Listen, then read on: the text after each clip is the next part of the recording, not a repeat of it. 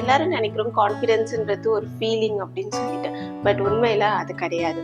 கான்ஃபிடென்ஸ்ன்றது நம்ம தினசரி வாழ்க்கையில மாற்றக்கூடிய ஒரு சின்ன சின்ன விஷயங்கள் தான்.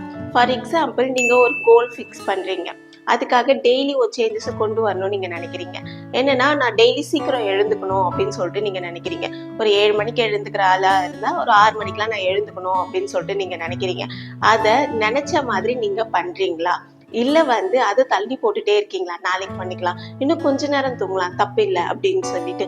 அப்படி பண்ணும்போது என்ன ஆகுனா, உங்க பிரெயினுக்கு இன்ஃபர்மேஷன் போகிறதுனால உங்க மேல இருக்க ட்ரஸ்ட் உங்களுக்கு உடையும். அப்போ உங்களுடைய கான்ஃபிடென்ஸ் அந்த இடத்துல லூஸ் ஆகும்.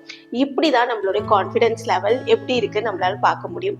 இல்ல எனக்கு ரொம்ப ஸ்ட்ராங்கா அன்ஷேக்கபிளான கான்ஃபிடென்ஸ் எனக்கு இருக்கணும் அப்படின்னு நீங்க நினைக்கிறீங்கன்னா, நீங்க எந்த ஒரு கோலை ஃபிக்ஸ் பண்றீங்களோ, டைனியான ஒரு சேஞ்சஸ் நீங்க அந்த விஷயத்துல கொண்டு வரும்போது, நீங்க நினைச்ச நேரத்துல நீங்க அதை பண்ணும்போது உங்களுடைய கான்ஃபிடென்ஸ் ரொம்பவே ஸ்ட்ராங்கா இம்ப்ரூவ் ஆகும். ஸோ நீங்க எந்த மாதிரியான கோலை நீங்க ரீச் பண்ணணும் நீங்க நினைக்கிறீங்க? அதுக்காக என்ன மாதிரி சேஞ்சஸ் உங்க லைஃப்ல கொண்டு வரணும் நீங்க நினைக்கிறீங்கன்றத கமெண்ட் பண்ணுங்க. தேங்க்யூ. Bye by.